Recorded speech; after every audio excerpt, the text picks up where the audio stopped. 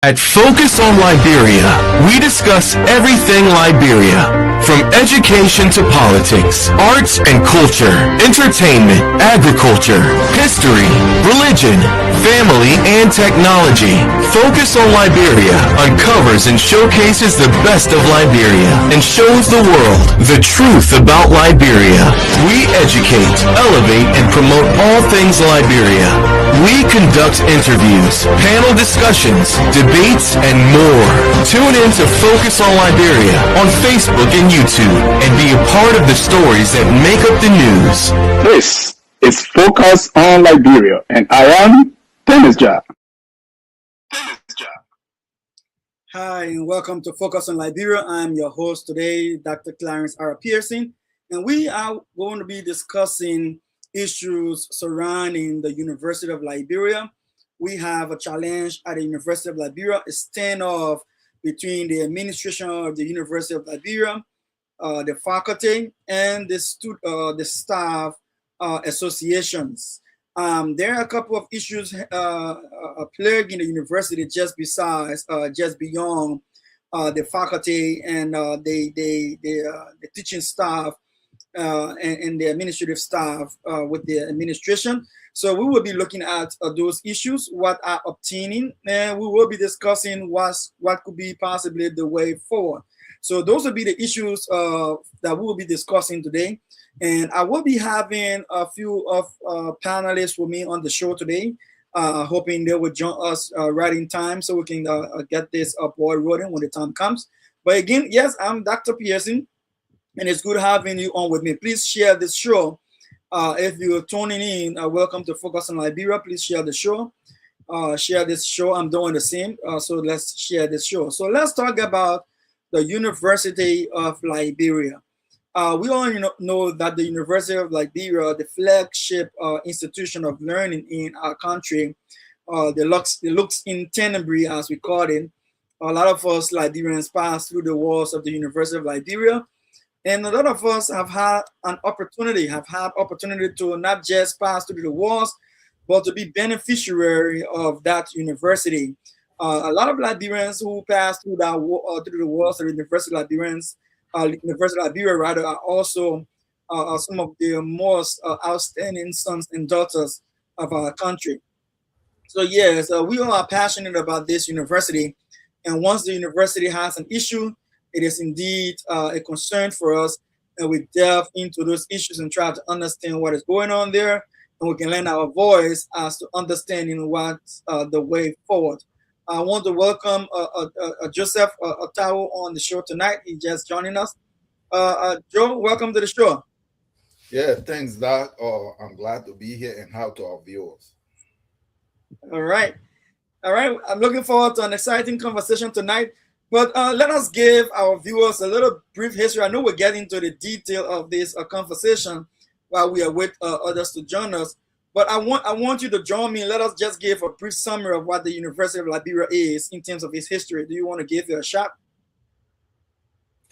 Yeah, I don't have that much history of the university, but what I know is that the university started in it was pretty much like a high school, I think, and then from there, as the need for higher education came about, it was upgraded. And when I was growing up as a kid, the university was actually very prestigious because I have uncles and cousins and some older brothers that actually went to the university, and you have people coming from all over Africa to actually come study at the university. And I think what happened is that that trajectory on developing the university beyond just what it was did not happen. I want to believe the growth got stunted when the coup took over. People got distracted. There were power struggle. There were different areas of interest. And then the university just started to go down, and then the war did not make it any better. And then since the war, everything just digressed. And I think that it's what we are still trying to grapple with and deal with today. Well, those are unfair facts of the University of Liberia, and I want to say thank you, Otawo, for bringing us up to speed with some of the history of Liberia. If you just joining us, welcome to Focus on Liberia. We will be discussing the University of Liberia today. The University of Liberia is in crisis. And we want to talk about University of Liberia, the standoff between the school administration, the UL administration, and the faculty and staff associations. Let us provide additional information just before we go into our topics for tonight. Yes, in 1858, the cornerstone for Liberia College, which was the first college of the University of Liberia, was laid. It was launched in 1858, called the Liberian College. By January 25th, early support came from the New York Colonization Society and what they call the trustees, the trustees of the Nation for Education in Liberia, called TDEL at the time. All right. Additional information we can provide you tonight as I try to share this show, please share as well. By 1862, Liberia College was established. Joseph Jenkins Roberts became the first president.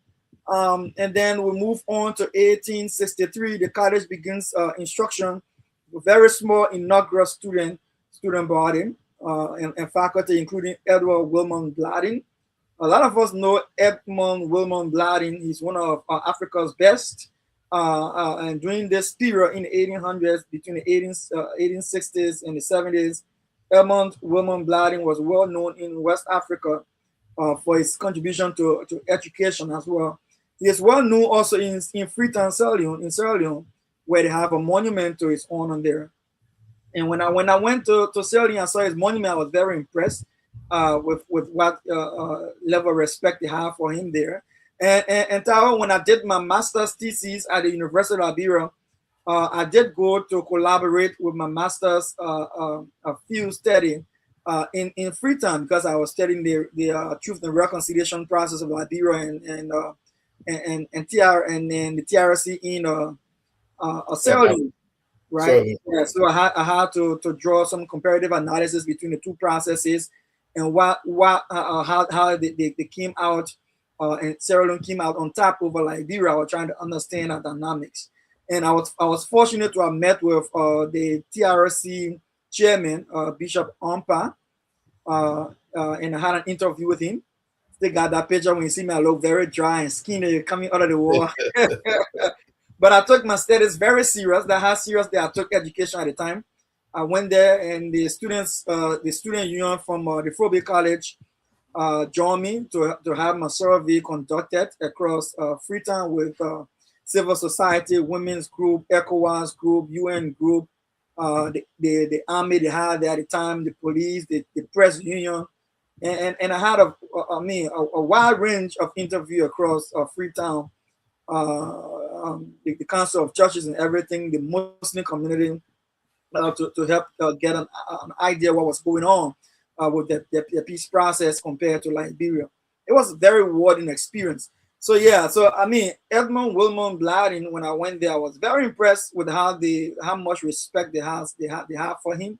And by 1866, early commencement, the first commencement of the UL was held, and they had just one graduate. The first graduate ever to come out of UL was James Henry Evans.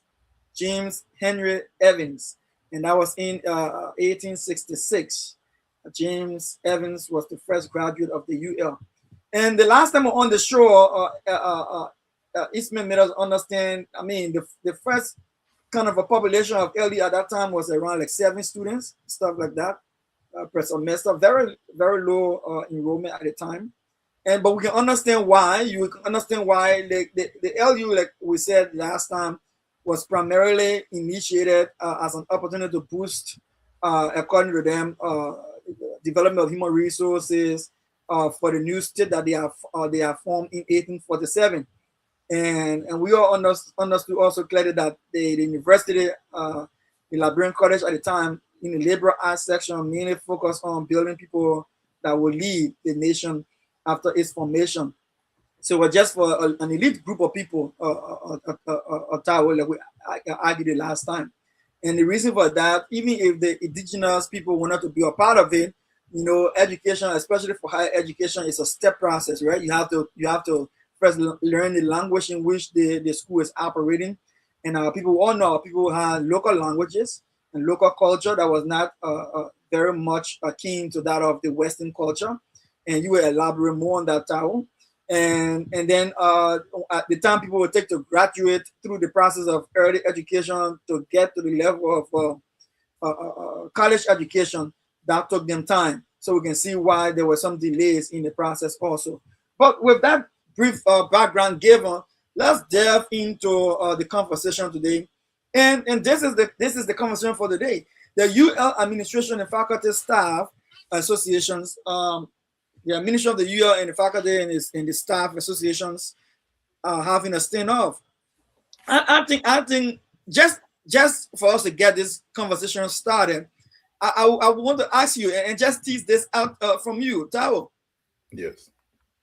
At this time in Liberia, coming out of war and all that we've gone through and trying to rebuild since Ellen took office from 2005 to now, right?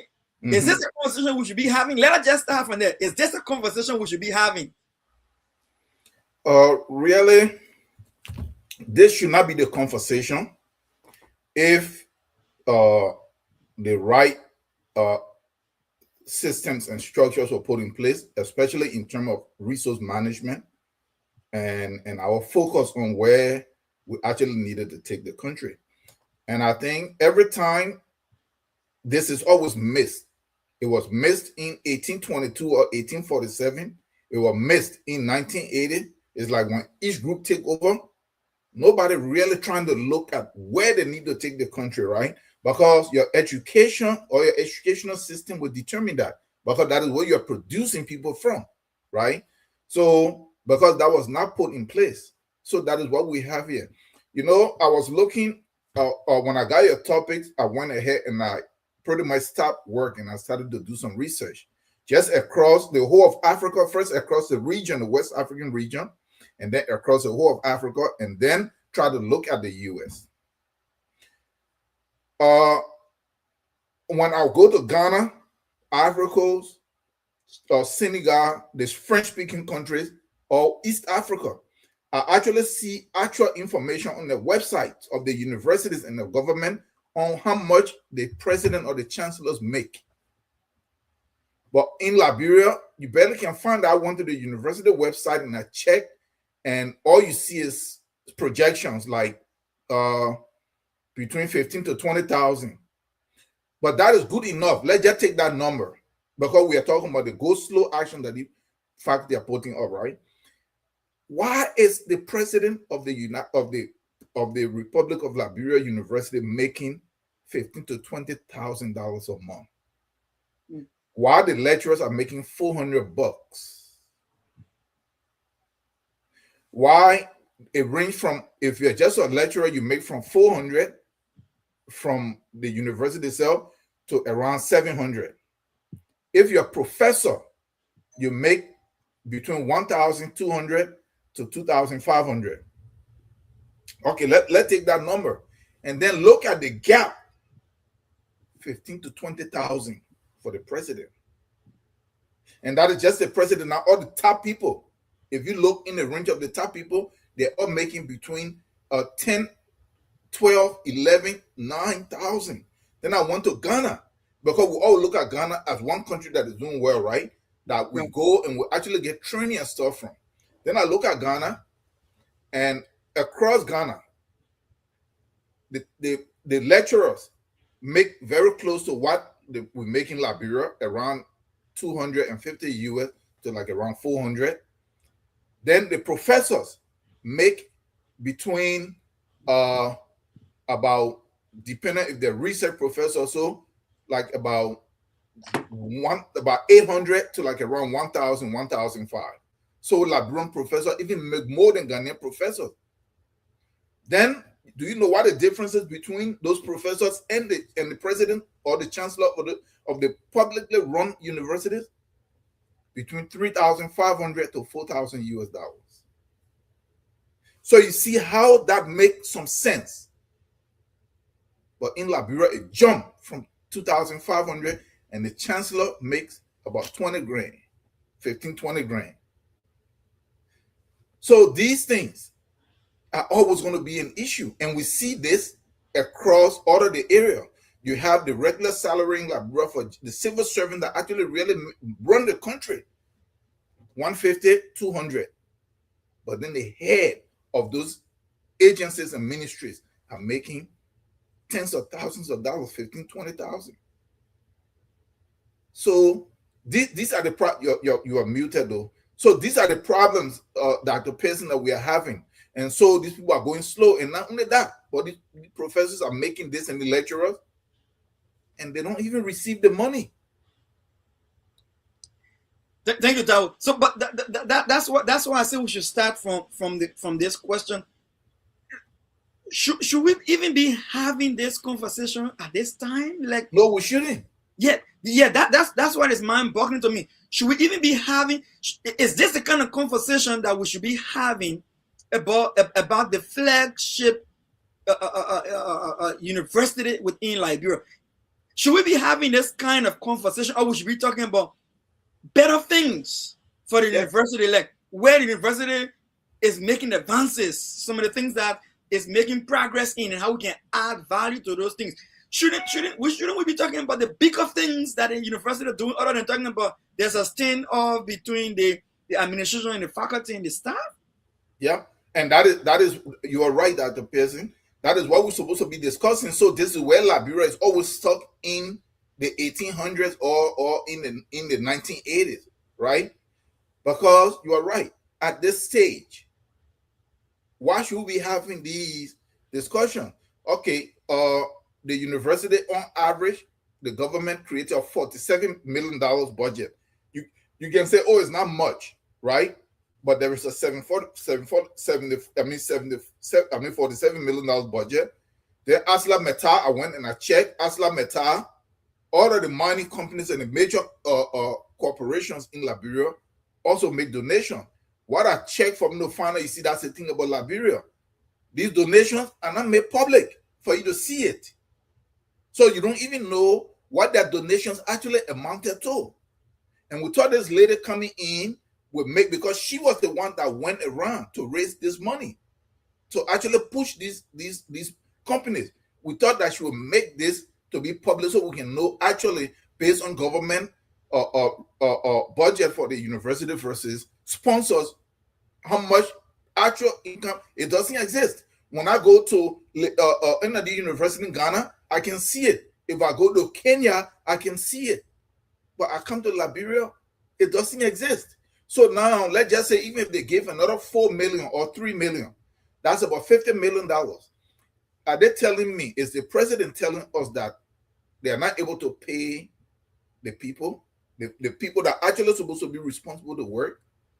So like you said, why we should be discussing if the president pay all these people and there are different programs that are supposed to move the university forward to, and then there is this discussion that there is no money for that, to add this or add that, or to train this amount of people in this kind of field. That's the kind of discussion at least we should be having. You see? Thank you, Tao. So let me play the voice of the University of Liberia, the president of the University of Liberia, and let that, and then let me get your impression. Just listen to this. Things that are happening new right now, but there are a lot of things that have been evolving over time too. You know, I'm a person that when I came to the university, my first job was to analyze the situation, to listen to people, to see what kind of problems I needed to help with, and then to start working on solutions. And so a lot of the problems, as everyone knows, that UL has are problems of long standing. They're complicated situations that didn't develop overnight. And they require in-depth solutions that really take, a long perspective or a long. What do you make of what she said? So she said when she took over, her first intention was, and I think any seasoned administrator will do the same. She said the first thing she did when she took over was to conduct an assessment of the situation in the university, and she found that a lot of the issues in university were complex and long-standing. What does that say to you after almost 100 years in existence of this university? We always know that what the university is not separate from the state, because what she explained there is exactly where the state itself is. There are a lot of long-standing issues that have not been addressed for us to clearly define how to move forward and where, in which direction we should move in. So that's the same problem that she's facing at the university. Look, Dr. Pearson, you were in Liberia.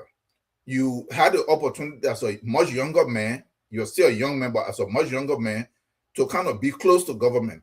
And you see that it's very difficult to run those governments that you see set up in Africa. The corruption is one thing, but actually trying to make it work is a very difficult stuff. Look, I'm in administration in many areas myself, and I know how difficult it is. But when you get to a place where things have been done backward or in a way where it doesn't function, it's not that easy. So yes, I agree with what she's saying. But where my question is that one of the long-standing issues, it shouldn't be salaries for the people that cannot be part of it. I don't think so, because that is one thing that you should grab and you should be very efficient on. Because this lady came in, she pushed, they increased the budget. If the budget was not enough to pay these people, she should have spoken out, had a press conference that, hey, this came in, we're not going to be able to pay people. But I went in, I started to read. I don't know how truthfully some of the discussion points were, or some of the publishing, but that some of these people have not gotten their benefits. Present past, that one past, that's something else, but the ones that are working now, that they were promised that the salary structure was going to be upgraded. She been there now a little over a year, and nothing has really happened. And the ones that are working presently, they really are not getting paid. So that should not be, she can't class that as part of the long-standing issue, because there should be money available now, at least to solve the present problems. Then we can try to look at, okay, the problem in the background, how do we look at it, analyze it to kind of improve it, to make it better? And thank you. I think you're buffering there for a while, but you're back on. Thank you. So Mr. Tower, you struck a very good point, because I mean, what we're going now, are trying for us to understand what the issues are, because she said even when she got there, she met complex issues there from her assessment. So, but one of the things you mentioned earlier that struck me was that when institutions like these are created, they are created to address the current need of the people, to address the nation's needs. So if the guys who started this whole project, if the intention was to say address the need for quality education for leaders at the time, then my concern there is this. So at what point did we realize that moving on at a newer generation? Can you hear me? I'm hearing you. Can you hear me?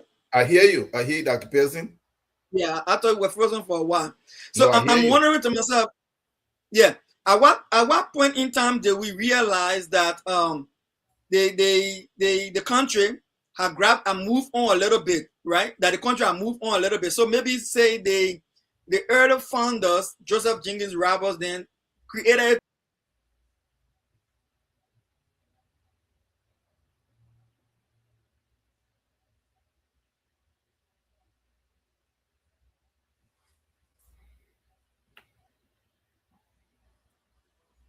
a lot of my internet trying to buffer.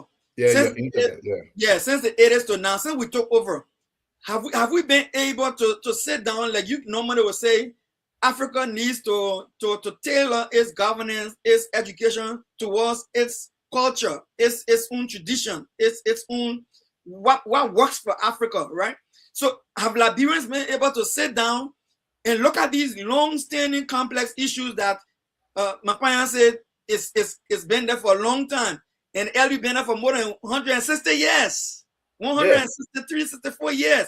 Yes. Have we been able to sit down and retail this thing to work for us? Can we Dr. Pearson, you know, when this lady was appointed about a little over a year ago, I was on one of these shows and I said that she was not going to be able to help Liberia.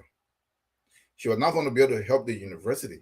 I said that she did not have what Liberia was looking for. She did not come from the background to understand that she came from the West, not just because of America, even if she came from China, that she did not have the orientation to go in, because what she would bring in, like most of us would do, is what we know from the West, or we were educated and we lived in China, from China. And I said that, and everybody jumped all over me. Okay, since this lady took over, remember the point that we're making here, that for us to see where our challenges are and for us to see what we need to move the university or the country, right? Look at some of the things that she introduced. I went there, and these are new. Gender study. These are the things that are dominating these are the colleges that are dominating since she came there. And somebody pointed that out, and I went to her store. That was one of her specialties here in the US. Gender studies, where they're coming with this stuff that they're doing here in the West, creating tension between male and female, putting them at loggerheads instead of trying to come together somehow to work, that there is some kind of struggle between the both gender. That is what Dr. Mapaya is specializing. That is her specialty. So she came there, go and look, my brother, go and look at the curriculum or the different colleges. Gender studies, or general studies. These are the things that the lady introduced. She could not do anything other than what she already know. And these are not, it's not that those areas are not important, but that is not what we are looking for. What are our challenges now?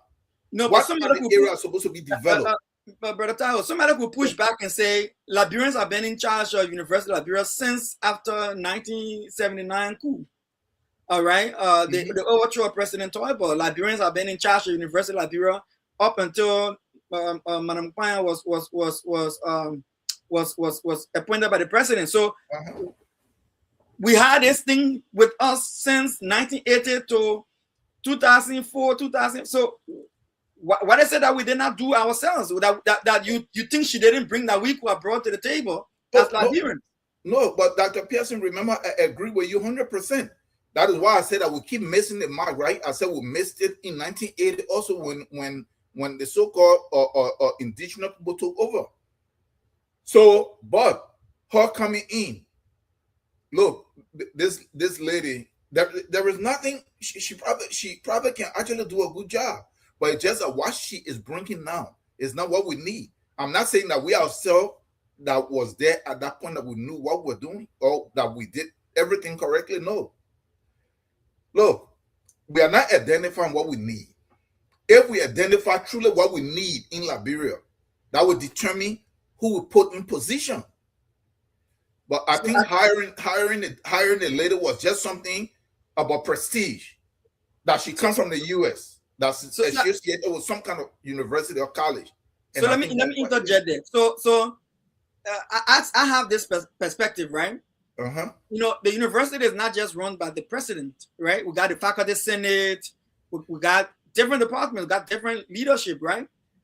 We got the Liberia Higher Institution Learning Commission, right?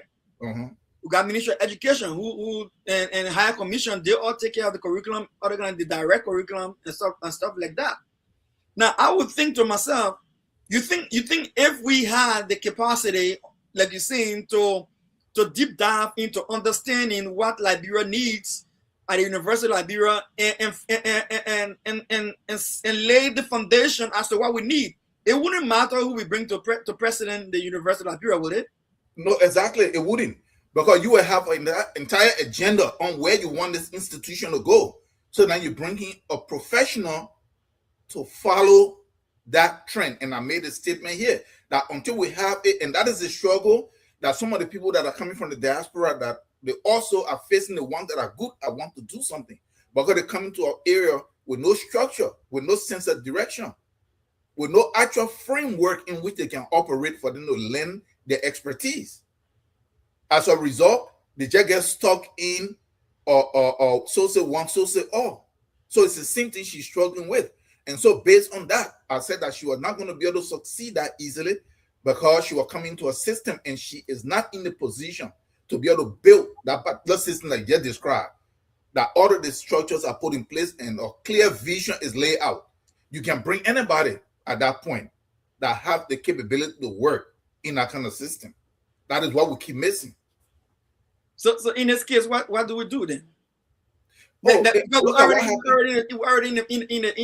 So what can we do? And maybe I can keep that for last because I think the last question will answer that. But let hear now this time around. Let hear some of the issues that she has to read out. If you don't mind, just listen. Yeah, let's go.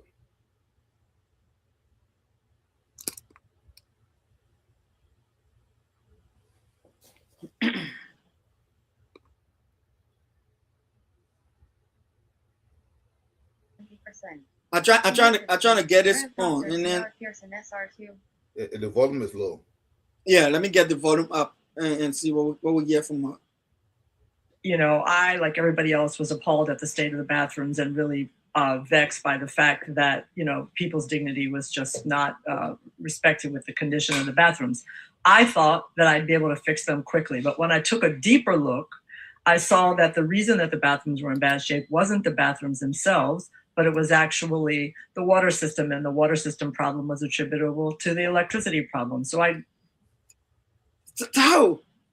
Do you need a scientist to have told us Liberians since the end of the Civil War that was the contributing factor to us not having proper latrine system for the University of Liberia, main campus in Fender?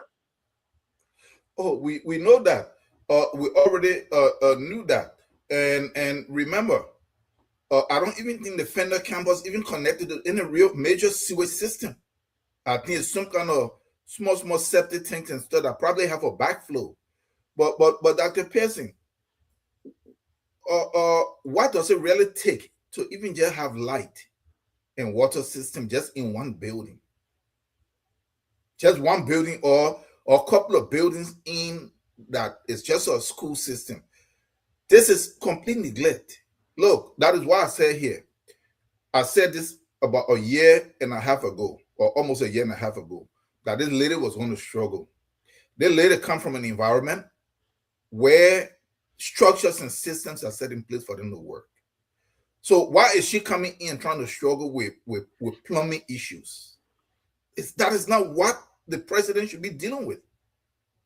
Why is she coming into a struggle with electricity issues?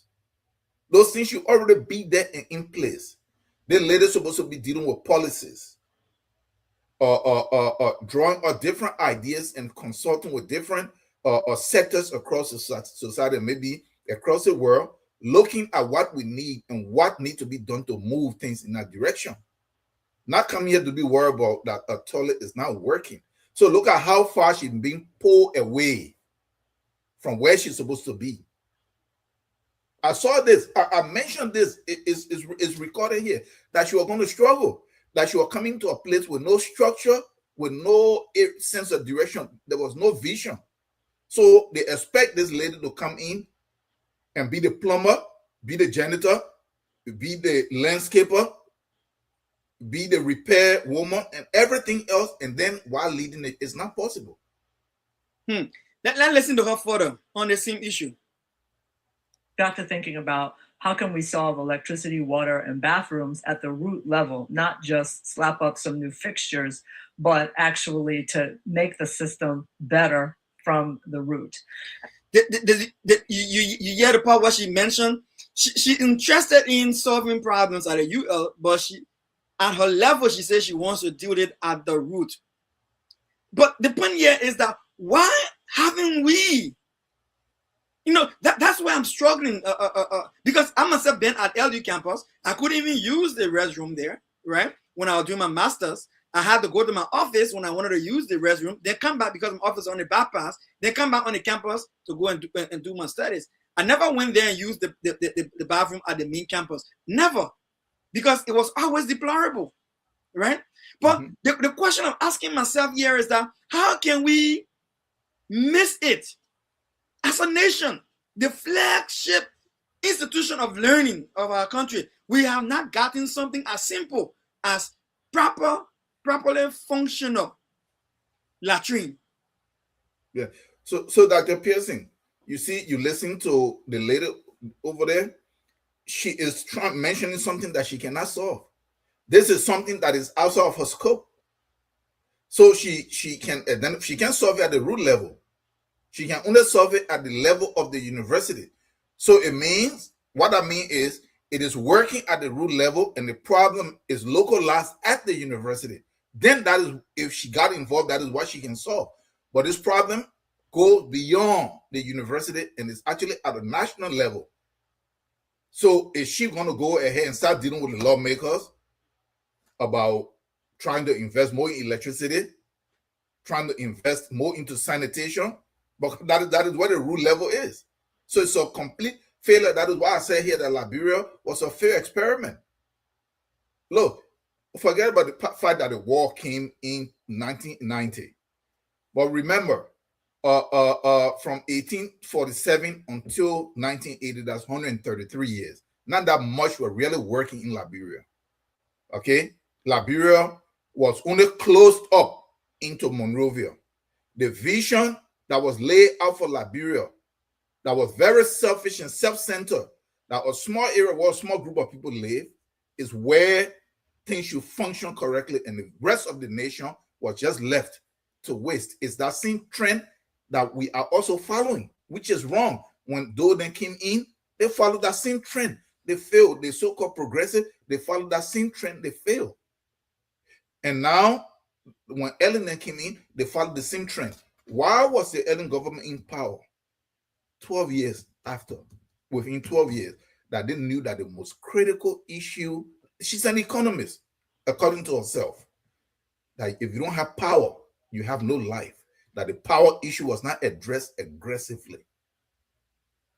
So the sanitation and the water. Now, let you out completely on this issue, because I think she did try to find a temporary fix. But in my mind, when I listen to it, I don't think that temporary fix is going to be sustainable. But let you out. And so after considering a lot of different solutions, I settled on a solar-powered bathroom solution that would allow us to add 26 new bathrooms at Fendel campus, brand new bathrooms, solar-powered, so that the water supply would always be flowing because the electricity would always be available. And I thought, wow, while we're putting up these bathrooms, since we're going to have so much solar power there, why not add a mini student center where students can also go relax, recharge their devices, get a little bit of work done, and just be in a hospitable environment. So the whole concept was a pilot project. It's nearly done. It would have been done a little sooner if we wouldn't have the geopolitical crisis in the Middle East that slowed down the ship that was bringing the solar supplies from China. But that ship is here now, and it won't be long before we're breaking ground on 26 new bathrooms. So that kind of shows you how I think. I don't just come in and run in and say, let me just make it look good right away. I want to figure out what the problem is. I want to solve the problem, and then I want to leave something that's lasting, that will endure far beyond my own time for the University of Liberia to benefit from. Well, there are a lot of things that are happening. So when I listen to her, like you're saying, the primary root problem would be to have proper electricity in Liberia. Like people normally say, investment does not happen in a vacuum of electricity, like water, and good health, right? In the absence of those things, it's not going to function, because a sick man cannot go to work. Nope. Even if you wanted to build a big factory or a big manufacturing plant, if they don't have electricity, production price will go up. You don't have running water, safe drinking water, I think people are going to get sick as well. A strong factory trying to function without proper access to water is not going to work. So the point is, why is it that our budgets all of these years have not focused on addressing those primary needs that will have a trickle-down effect, or what they call cascading effect, on the economy of the country to boom our developmental process? Why? I can wrap my mind around it, Tahoe. Yeah, so look at what happened here, Dr. Pearson. Remember, there are two different things here that the doctor is dealing with, and she is being bogged down into an area that she shouldn't really be tied down into like that. Infrastructure, trying to get the infrastructure up and running. Where is she getting this money from? Or who did she talk to? How did this money raised? It's the government that the president that actually brought her and decided that he will work with 100%. Is he aware of these things? The 10 million that is being used to build a conference center in Foya, wherever, could this money have been used to revamp the entire university and get all of this stuff going? Yeah, that is a temporary problem. I understand a little bit more about solar. It's just a matter of time. It's very limiting. It is not something that you can actually depend on for you to run lab and all of this stuff in a sustained way. It's always a complementary system to a power grid.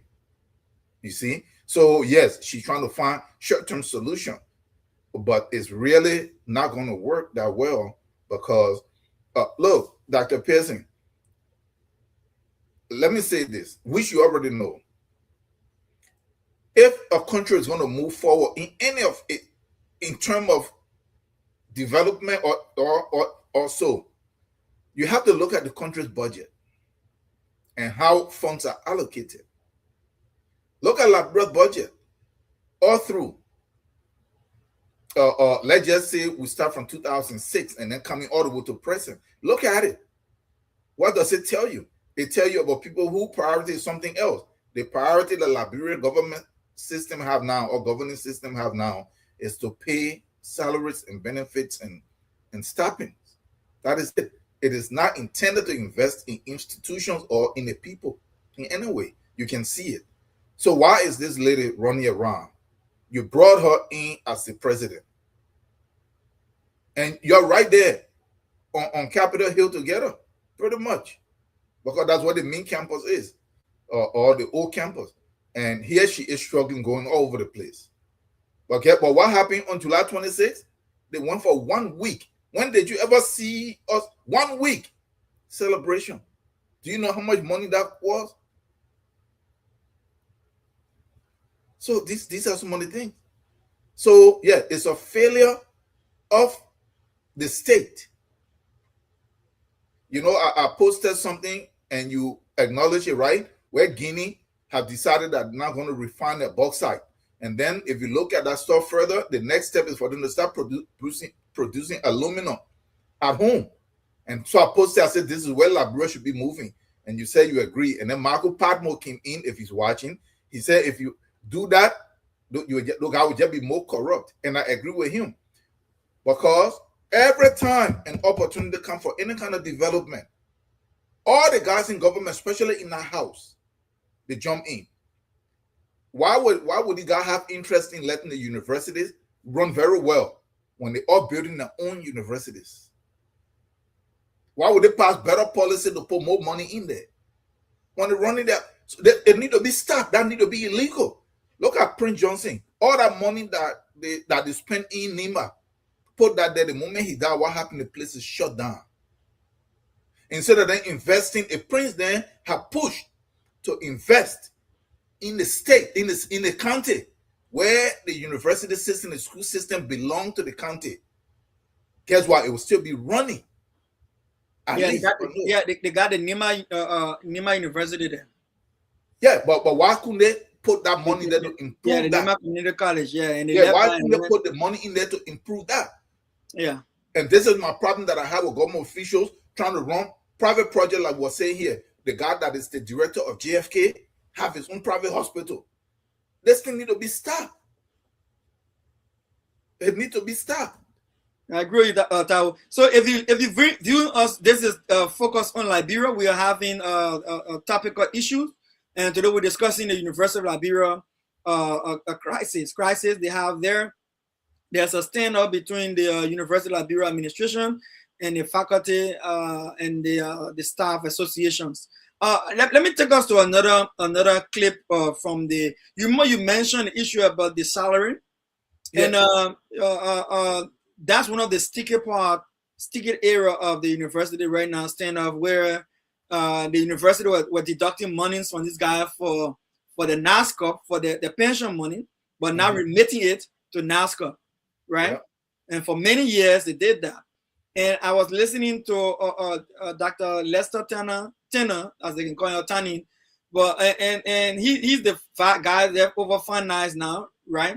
And they were asking him on another show, so how long has this been going on? He said, oh, it's been going on for a long time, since early time. But how long has it been going? So he tried to skip that. It went on during the broadcast time as well. They were collecting money but not remitting it. So they had to push him before he admitted, oh yeah, they've been taking the people's salary and taking the pension money of it, but not remitting it to central bank, national bank, to NASCAR, all the way up to 2005. Can you imagine? So Yeah. so how can you come to create change and still cannot follow through? But let's listen to her on this salary issue. I think there was some improvement made, but then they still have issues with the pension side of it. In, I think it was 2022 or 2023, they lobbied government for a 100% increase in their salary. And many of them, in fact, most of them at that time, if not all, received it. There may be a few people outlying today because there was a provision within the agreement that if they hadn't been there 5 years yet, they had to wait a little longer before they got it. So I think that's really the area of discussion. But, you know, faculty deserve to be well paid for their work. They do. I mean, faculty is considered one of the hallmark professions of the world, you know, and so they deserve good pay, and I'll never rue them that. But I'm also very concerned about staff, you know, because where the faculty have made gains, the staff have not made as many gains. And we still have many staff who are suffering through the lowest, you know, salaries in our institution, and I worry about them. I really do, you know, and so I like to see us have a comprehensive and holistic look at our salaries and our job titles and our job roles and our workforce, so that again we can become. And I think it was 2022 or so. She said here that the faculty had 100% increment in the salary between 2022 and 2023, right? But the staff, which is the other support staff, not the faculty, not the teaching staff, have not been able to get a decent salary. What do you make of that at this time? When people making if some government official generator alone, the scratch guy alone, the incidentals alone, the what they call the refreshment in the office alone is more than entertainment. That's how they put it. It's more than talk to me. Yeah. So look at what happened here. The doctor came into an environment that is completely just like scattered all over the place. And it's actually done. And if you look at it, you think it's disarray, but it's not. That is how corruption actually worked. Corruption worked in an area that looked like there was disarray. Because in that particular environment, few guys suck up everything. Let me just say this. Why is it, you know, Thomas, if Thomas is listening, he made this point once. And he suggested it. Why is it that in Liberia, money is collected in so many small accounts? Because this is not just because this is a university, but you see, this is something that's going on across the entire governing structure, right? LRA will collect the money, they hold it here. LFA will collect that. Why is it that this money, that the thing is not settled to what the money make a direct transfer into government coffers or into the exact area that they're supposed to go into? Why does it have to have a pocketry, the people that are Catholic? Why does it have to stop close to heaven, then delay them before entering heaven? Why? Because if the money is collected from these people at the university, why does it have to go into a holding account and then from there before go to NASCOR? Why can't the account for the people be directly at NASCOR and the money go directly there? And why does it have to take this long for NASCOR to not even say anything? Because you know that this account is there, right? The money is supposed to come. That's another major point. So why did NASCOR did not raise the? It said that it is not their responsibility to raise that kind of concern. Why not? This account is with you because that is how the government is supposed to operate seamlessly. This institution is running and it's operating, and people are getting paid. And the money that's supposed to be remitted to that NASCOP account for this institution, if it is not coming there, NASCOP is supposed to raise an alarm. They can't tell me that it is not their business. And you're not talking about, this is not like to say, oh, it was within a 6-month period before they did some kind of maybe audit, or before they, no, you're talking about from 2005. Let's just say. You're talking about almost 30 years or over 30 years, and they're going to say it's not their business. So how they think they're supposed to be able to fund these people retirement? Right. But these are the problems, Dr. Pearson. And look, the country is just broken. And if you go check in NASCO, there is somebody in there that is getting some cut. Right. The same thing that happened to AFL with Brandon Samaka. You set up stuff, you're going to collect the monies from the people.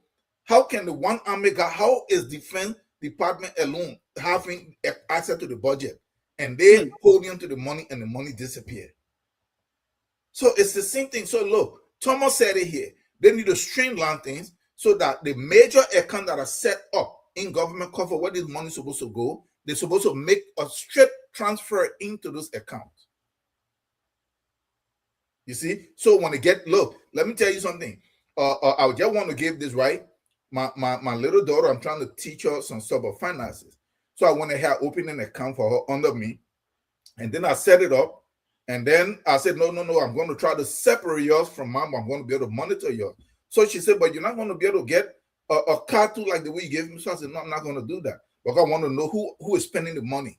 I don't want for you to say, oh, I have a card too, so maybe it could be me. You see that? So I said, I'm going to separate that so that whenever we see the money come out of that place, we know that you're the only person that have the ability to spend money from there and will hold you responsible. And she was laughing. But it's the same thing. If you do that and the money go directly into where it's supposed to go, now, if anything, you look, but the money tie up between small places, and then nothing come out of it. So I understand that when you prepare the payroll and the deductions are included in the calculus in the arithmetics, right? Mm-hmm. Wouldn't the president, wouldn't the faculty senate, wouldn't the high ups in the university be aware that you're deducting money from the people that we're signing off on the payroll, but these monies are not being remitted? Don't they get statements from NASCO? Because like you see, there's so many things, so many questions here. Because if I'm remitting money into Social Security for my employees, wouldn't I want to follow up to get like statements to see what their accounts like? Are we seeing the administration of the University of Liberia? I mean, they're like, I don't care about that aspect. I just only care about going to the classroom and the students get taught. Because my parent says, she said she's aware of the faculty getting raised, and she's also aware that the regular staff as well are not getting anything, and she's worried about them. So the same way she's able to see the information and be worried about them, wouldn't any other president before her would have seen and noticed that this money is not going to that the signing off on is not going into the account? So my question is that shouldn't those who sign off on those money be held accountable for them? Actually, by right, because okay, let's just say they're supposed to be held accountable, but this is the issue here. They say they've been collecting this money, so are they saying the money just disappear? Because if they've been collecting and they never turn it over to Social Security, let's just address this one right here. Then the money should be sitting there. So where is the money? Okay, let's just say they didn't get it to Social Security, to NASCO, because they forgot. It slipped their mind. But the money should be sitting there. So where is the money? Because we don't want this thing about that, oh yeah, we collected it. But okay, where is it? You collected it, where is it? So like you say, in a serious system, some people are supposed to get arrested. Some people are supposed to be charged. Especially the money cannot be made available. If to say the money was collected and was put into an account, and it's actually been in that account since 2005, and they say, oh, okay, maybe there was a glitch. We did not know that, but look, here it is $20 million. Look, we're going to turn it over to NASCO. Then we say, okay, don't make that kind of mistake anymore. Let's correct it. But they can't just say that they've been collecting it, and then where is it? So let me play devil's advocate. So what if maybe we took on this logic now because we're pushing it. Somebody listen to it and say, okay, it makes sense. If you are president of you're a CEO of a company and you sign payroll that has the deductible of your employees on them, it means to say you are aware that the fundings were available for that. You have budget line for those fundings. So if you sign off on a payroll and the money was expended, and then this portion did not get to the bank or to the appropriate place it's supposed to be sitting, it is not there. Maybe the next question is, did you use it for something else? Maybe you had some challenges and then you diverted that money to solve some problems. So can you show us documentation of problems you solved by using that money? Yeah, that you asked a very good question, and that is what I was just going to bring. All right. Because if the money is not there, then it was used somewhere else. And that is the point I was just about to come to. Then they need to show us where it was used and who signed up on money that was collected for people retirement to be used for some other expenses. What I don't know, though, you guys went to the university. So I don't know very well how the institution itself function. Whether the president of the university have that much, how much is their reach into areas like turning over pension to the right institution, the right departments outside of the university. I don't know whether her control reached that far. I don't know, but I want to think so, right? And you ask the question, so she's supposed to be able to raise the issue, because from what she's saying here, she's not even saying it as if it is something that is so alarming. She just said, yes, it was, they got it, but it was not turned over. So then maybe it was probably because if they have all these challenges that they're talking about, they use it. Look, just to rest on this issue, you know, one of the greatest problems that I don't know if you're familiar with this or anybody that's listening, that most of the businesses, especially the small businesses, face in the US, you collect income tax, right, from people for their W-2. And you're supposed to turn it over to the states and to the federal government because you collect it on behalf of the government, right? But you have tough operational need. So you take that money. You already reported to the government when you did your quarterly that this is how much you collected from the workers for their tax, the W-2, their how you call it, Social Security and all this stuff. Then you take it and you put it back into operation so that you can stay in business because you don't have money. And then that money continue to grow. So now you owe, and the government don't joke about this because it's not like the tax that the company is supposed to pay. No, it is the money that you are collecting from people so that they can file for when the year end, the businesses actually absorb that money and they use it. I've been present in businesses that did that.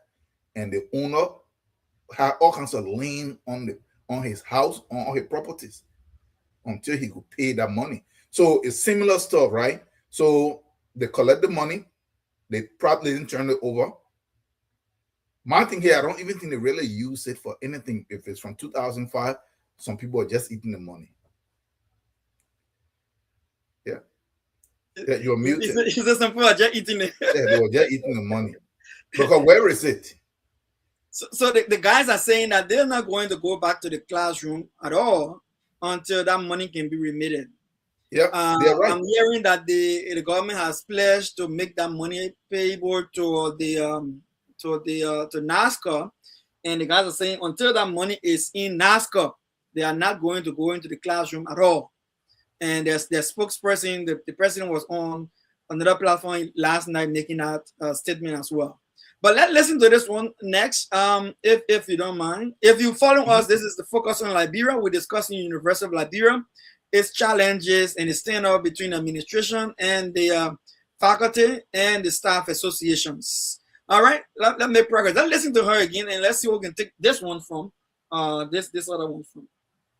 be open. I'm going to talk with our administrative staff who run different aspects of making school able to open and say, let's get everything online. So we're going to have to rush because we've lost a week or two compared to when we had planned to start with registration. But that doesn't mean we can't get things up and running. So it's going to start there. We're going to. But the point is, even though she's hopeful that they're going to get started, like I said, the guys are saying they're not going to the classroom. So my question here for us to have a little discussion about, maybe they're listening. Should they go to the classroom and be negotiating at the same time? Or is it that where they reached to now, this is where now this is where the rubber meets the road. Like, you got to get it done or we're not going to the classroom at all. What do you think? Should they, are they neglecting the students? Is the faculty and the staff causing harm to the students, or do we blame the administration at this time? Where do we lay the blame? Or if not the blame, or what can we say to them? This is what I would say, though, Dr. Pearson. They should not go back to the classroom. And this is why. The government in Liberia, not just this one, they are not credible. They don't follow what they agreed that they would do. So we should not try to guilt these people who have their own life to live, who put in the labor that is being stolen from them, that somehow they're failing the students, that they should be patriotic, because we hear all this kind of stuff about the people that have been handling all this money are not patriotic, but the ordinary people to be patriotic. Just like when there was all of this corruption stuff circling around George Weah, he could not show that him and his guys, they were honest. But then one Peking that found $50,000 on a motorbike in Ganta somewhere, that is a Peking he wanted to bring immediately. Like, this is the model that you should watch, but he could not even be the model that he wanted Peking to represent. It's the kind of nonsense. So no, let these guys stay out until, look, let me tell you something, Dr. Pearson. That country have a lot of money.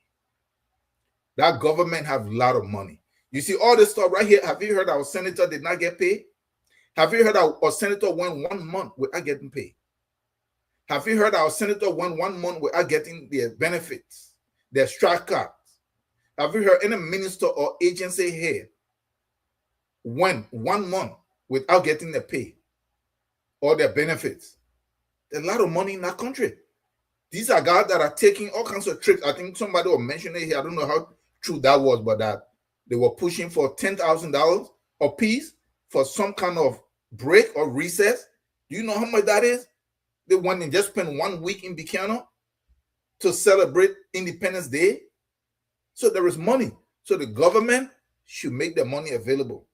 But look, that is not really even the point here. That money need to be available, but this is where I'm troubled though. You see, we always have this problem in Liberia. Anytime there is corruption or the claim of corruption, you never hear the government saying we are going to get in, we're going to investigate, bring people to justice.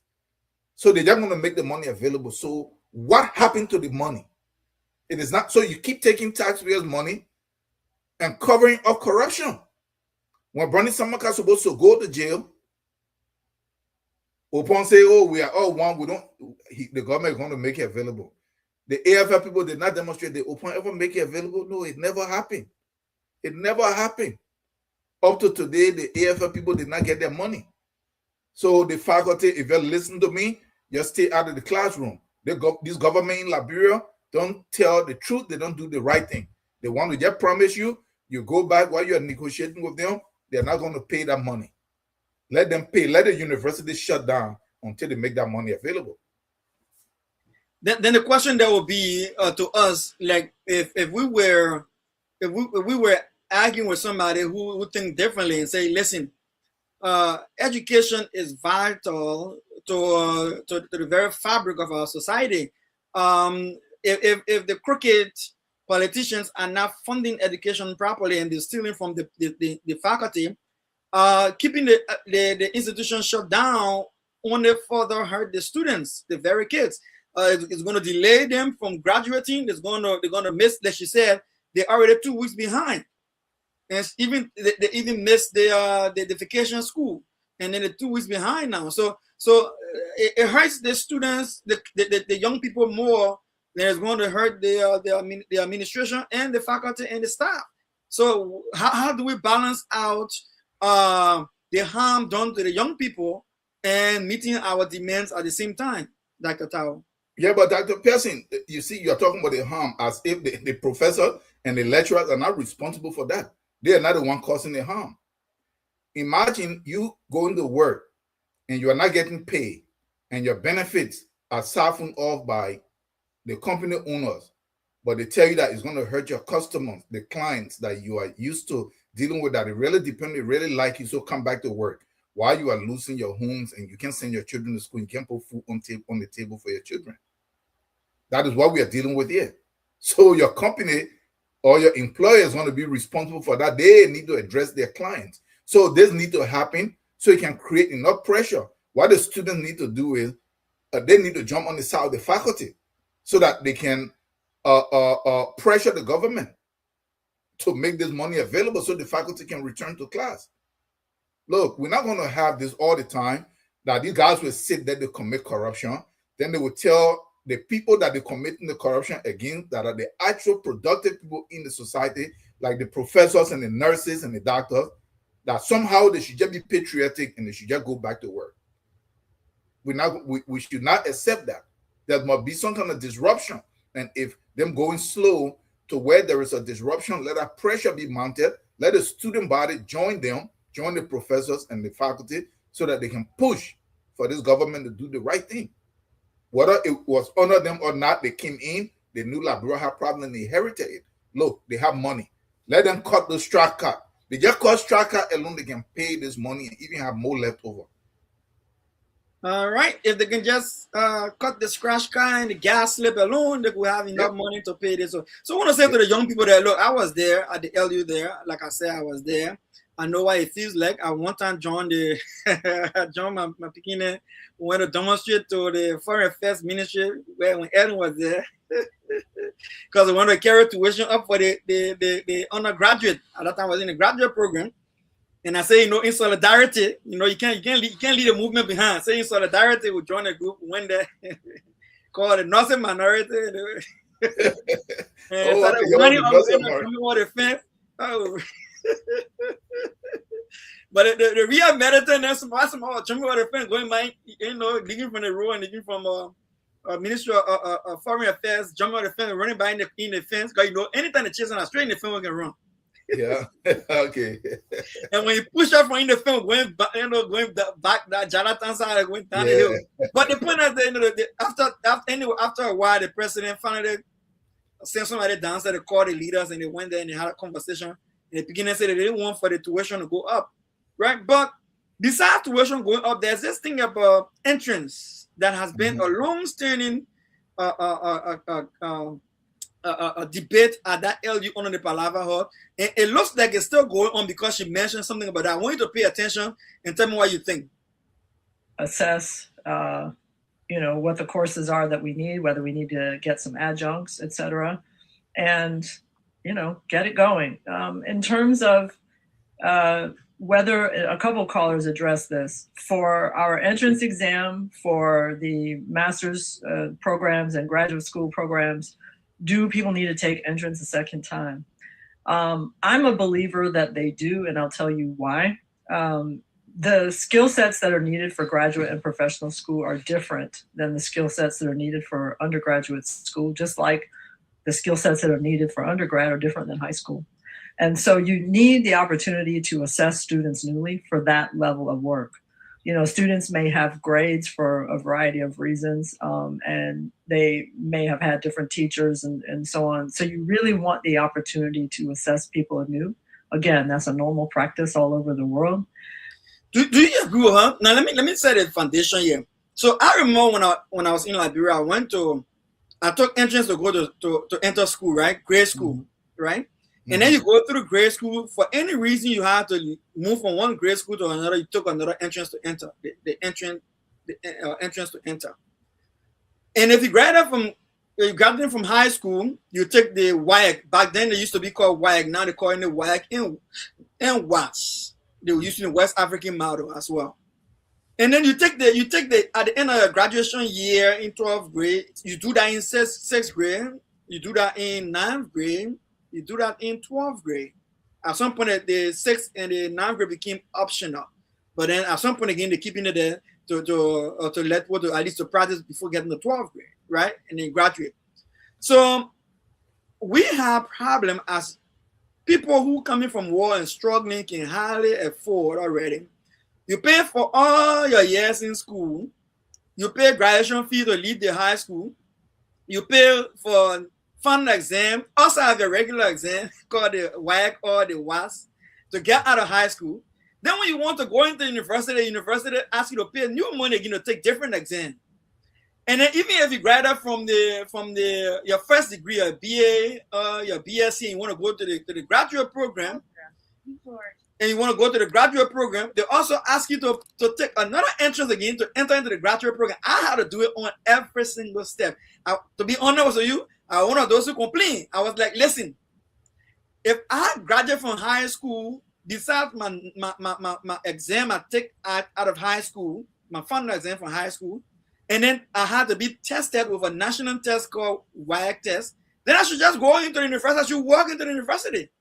I shouldn't have to go through and sit another exam to enter the university.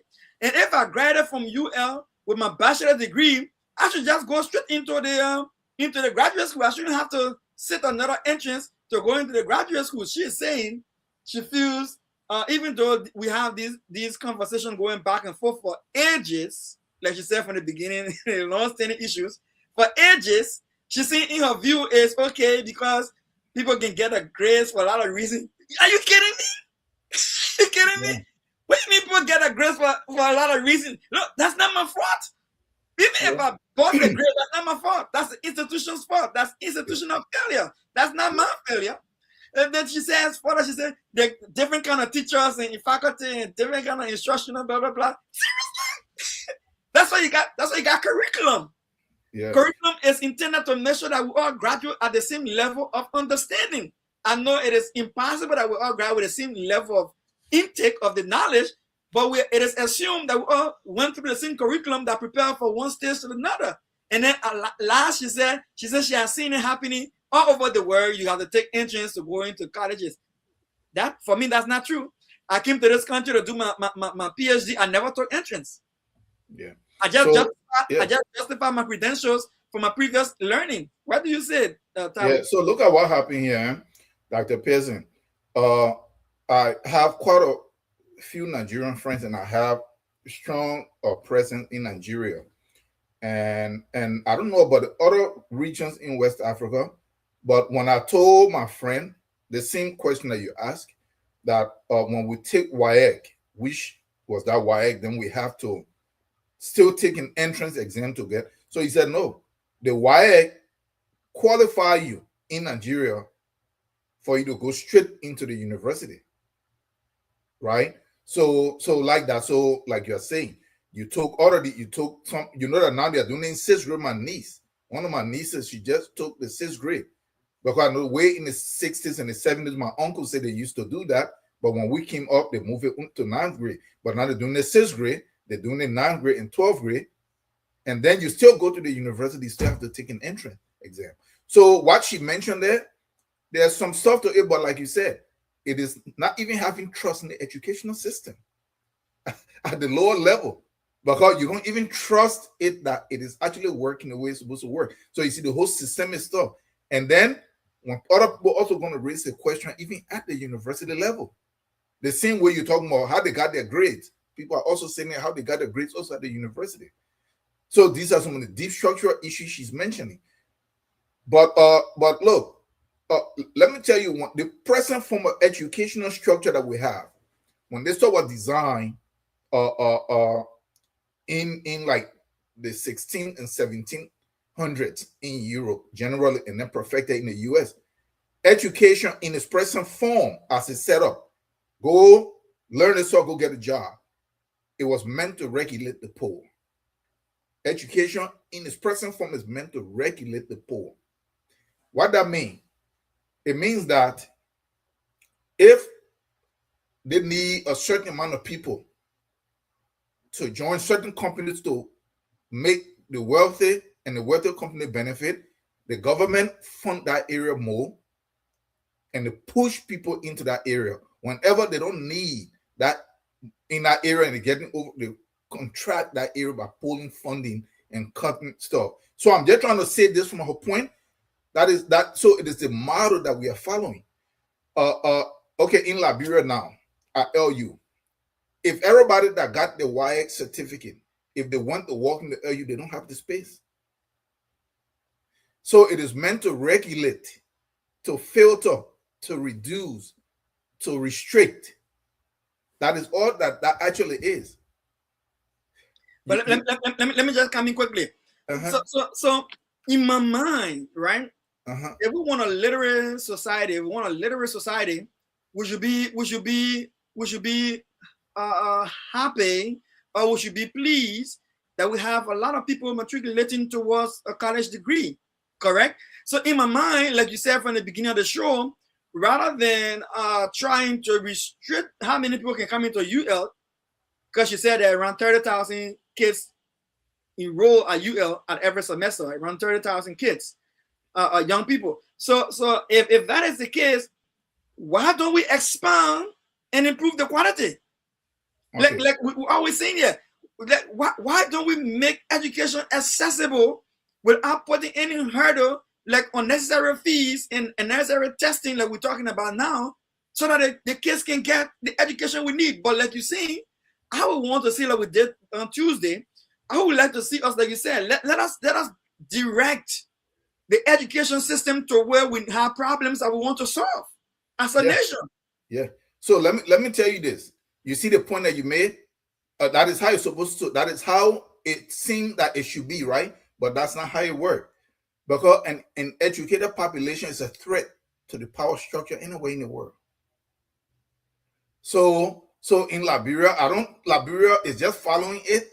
Because, okay, first, look at what Liberia will have to do here. Liberia will have to invest in more universities. They will have to expand the footprint of universities.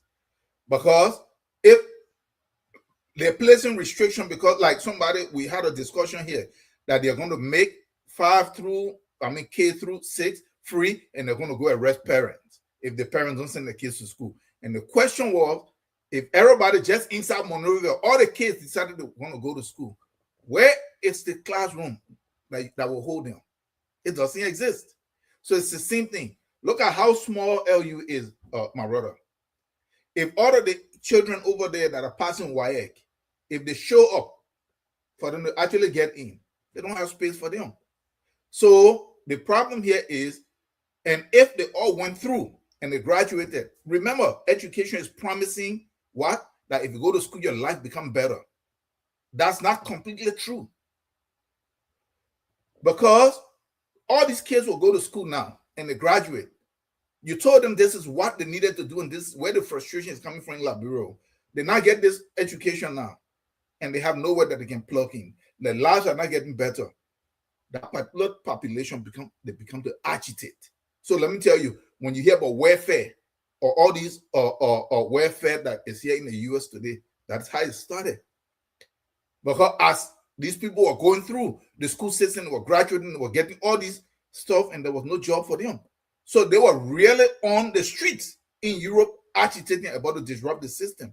So in order to calm them down, they created the social programs so that they can give them some money, they give them some food, they give them a place to stay so that they can quiet them down as they're trying to restructure stuff. So no, in Liberia, it would not work because they have not taken the time for them to invest in the institution to expand them. But look, let me come to a point before I close. You know, when I came to the US, I came in from our Liberia. I was very good in the sciences, but I came in from to do the same political science and economics. I really wanted to be in government. I'm just telling you. So I spent my time reading and studying. Then I took my first physics class and pre-calculus, and the professor twice I took like 2 or 3 tests. Then the professor is a Nigerian nuclear engineer. He called me. He said, "Hey, where are you from?" I said, "I'm from Liberia." So he said, "What is your major?" I said, "Oh, I'm going to do political science and economics." He laughed.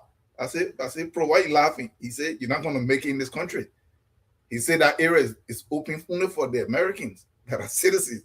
He said, you already have, from what I see, you have the fundamentals. Go into science. He said, do you have money for you to pay all this money? I said, no. He said, you want scholarship and you want to, I said, yes. So that is how I went to the sciences. So to just say this, and guess what? I went all over the economic department, the political department, looking for scholarship. It didn't exist. The moment I switched to science, do you know that I was carried around this country? I started doing research at every area. They have money for it because the U.S. was investing, like we're saying, not directing the population, right? Investing in the area that they knew there would be the challenge. So they started, I would pay to go to school. I was paid for me to go do research. I was paid, not just me, but generally just in the sciences. So like Jimmy said here last time, incentivize the area that you want to develop, right? So that is where it was, and I would think that is where this, instead of this doctor struggling with toilet and stuff, this is where she's supposed to be. But look at how low she had to go to be trying to find solar panel to see that. No, she's supposed to be in these areas along with Ministry of Education, like you said, in the different organizations to say, this is the vision. But they don't have it. It doesn't exist. So this lady will have to come into an environment and try to build it. And guess what? Every time you're trying to build this, somebody on the chopping is closing. You find fight. So when the faculty are even saying that she should go, I don't really know they're saying she should go because what, she's the one that took the Social Security money.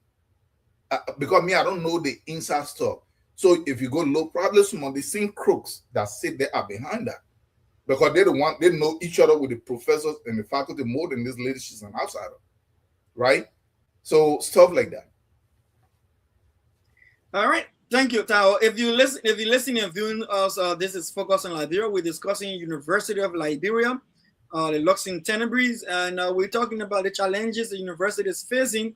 And we're just discussing these issues to understand the dynamics and point out some things we can do differently. All right. Now let me bring us to another point that I think I heard her mention.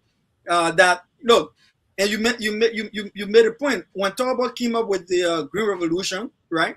Mm-hmm. One of the things that happened at University Agriculture College was that if you were enrolled in Agriculture College, you got a list stipend, right? And you were in Agriculture College, you were also on a farm because you got to do practical, right? So they were already making farms. Can we get to a place where engineering department can be involved in some practical engineering projects, right? We got community colleges across Liberia. To be very frank, we got community colleges, public universities, colleges across Liberia in all the 15 counties. That was built during Madam Ellen time. Some of the places are covered in bushes, my brother. They want a guy in Bassa, the whole bridge cut. Yeah. The bridge all the water together, the whole bridge cut.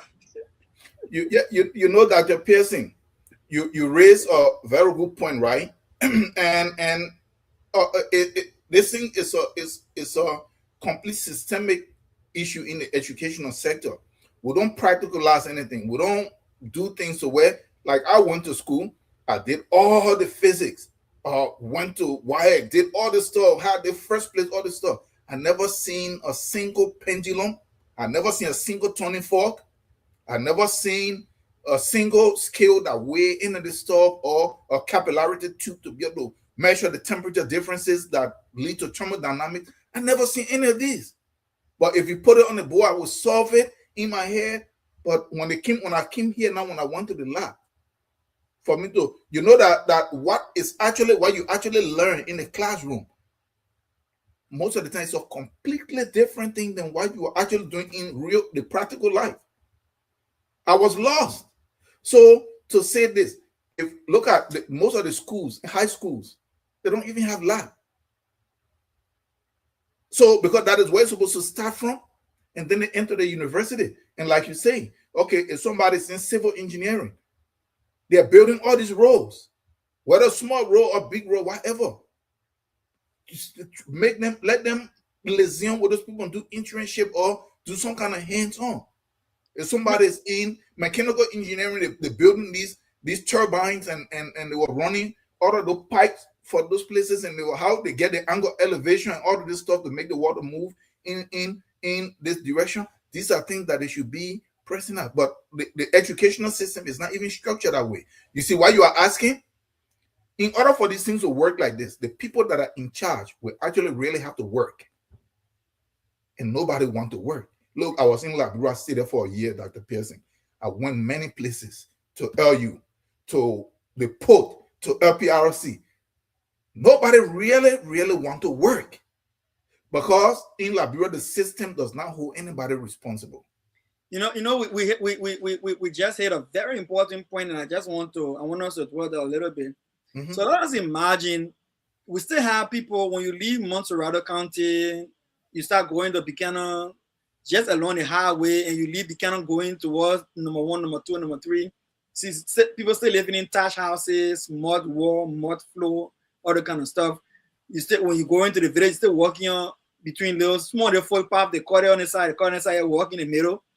I'm sitting here thinking, what if we put our kids in NMT vet program, right? NMT vet program, the technical vocational training program, anyway, whether MVTC or whatever else, right? What if they came out of there practically undertaking government projects? So say low housing projects, for instance. As they get the skill, part of the training is to go and build an estate in one of the villages or one of those towns. And as they get the skill, they go and go build something else. Use them to practicalize what they're learning and earn in the process. Yep. That is a very good point. And those property bill, government could give it to national housing as a project, and it could get revolving fund that will fund scholarship for them and even pay them going forward. Yeah. Okay. You see what you are saying here? It requires a government that have vision, a government that actually intend on working for its people. Okay, so you want the government to start building houses so that all the senators and representatives are also into real estate so they can have competition. So you see how they're thinking? This is exactly how they think.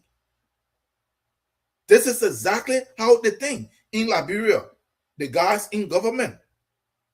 So they want to, look, I went to Liberia my first time going back. And at that time, on Ellen, they were doing a lot of road constructions. And I drove to Buchanan, and I drove to Kakata, and I drove many places. And then I asked my cousin, I said, but you told me that it's the Chinese people that are doing the projects. But all the time we drove everywhere, I see Liberians, young Liberians. Let me tell you something, Dr. Pearson, our young men and women are very intelligent, very smart. If they're trained and given the opportunity, I work with some of them. Okay? It don't take that much, like the point that you're just making here. Imagine that. Imagine, let's just say, even beside the students, look at the army. Why aren't they building an Army Corps of Engineers inside the army? Where they actually go through training. And the army is just sitting there like, we're not going to no war. You're already paying them. Imagine using that force and then encouraging more young men. You do know how the U.S. recruit the military? You don't just go in and just go in as just some local all the time. Or you can go in and choose different fields. I work with many Army Corps of Engineer guys. Okay? You go in different fields. One of my cousins went in to be a dentist. So imagine that, using it in that way. And the army, guess what? You pull a lot of young men that are on the street because you put them there not only for them to learn how to use guns, but then they will actually go to work. There they become professional people and they can come out in the society. Those are areas and avenues that the government can use, but the government just don't care. Look, my youngest daughter, she in a school, they're doing robotics engineering. And just imagine when she was in 5th grade, the kids were already coding. They were already coding and designing and writing codes and instructing different little robotic dogs and cats and stuff to move and perform certain tasks. So imagine when they get up to the university level, they will already know how to do these things. Look, we are very smart. but we don't have the practical aspect and the investment in it. They're not willing to do it.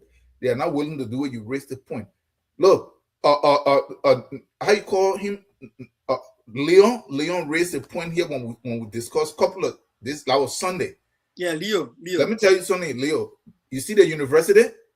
We need to convert that into technical college. It don't mean you close the arts and all of this stuff, but you need to convert it. Look, we already have a lot of other areas, other universities that are doing that.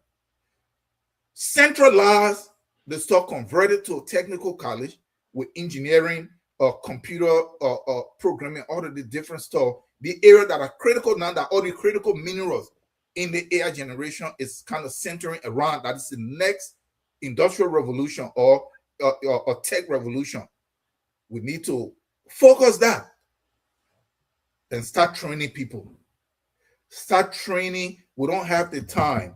Look, we don't have the time in Liberia for us to wait to be fixing toilet and plumbing at this time when systems are changing and all the African countries are put themselves in a position so that they can be able to develop themselves to extend before a different group of people entrench themselves and try to dictate policies and power across the world, where they will be in a position for them to at least be able to compete. This is where Liberia is supposed to be trying to move. And yeah, we're still talking about toilets. Yeah, about toilet and bathroom and all of this stuff. And one more thing that we're talking about, I want to bring it to your attention.